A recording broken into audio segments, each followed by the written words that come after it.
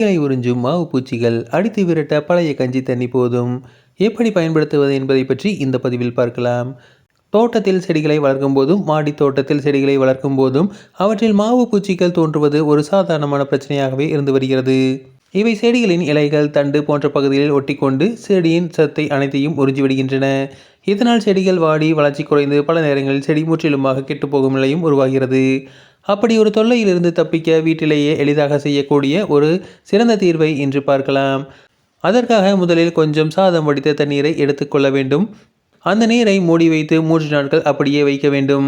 3 நாட்கள் கழித்து அதை திறக்கும் போது அதிலிருந்து ஒரு புளிப்பு வாசனை வரும். அதுவே நாம் எதிர்பார்க்கும் இயற்கையான புளிப்புத்தன்மை. இப்போது அந்த புளித்த சாத நீரை நன்றாக கலக்கி அதனுடன் 3 சொட்டு பாத்திரம் கழுவும் சோப்பும் அல்லது துணி துவைக்கும் லிக்விட் சேர்க்க வேண்டும். அந்த கலவை மாவு பூச்சிகளின் ஒட்டும் தன்மையை உடைத்து அவற்றை அளிக்கும்.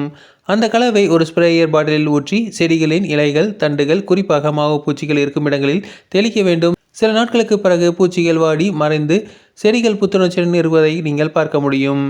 இந்த இயற்கை முறையில் எவ்வித வேதிப்பொருட்களும் பயன்படுத்தப்படாததால் செடிகளும் சுற்றுச்சூழலுக்கு எந்த பாதிப்பும் இல்லை. இதை வாரத்துக்கு ஒரு முறை பயன்படுத்தால் செடிகள் ஆரோக்கியமாகவும் பூச்சியற்றதாகவும் இருக்கும்.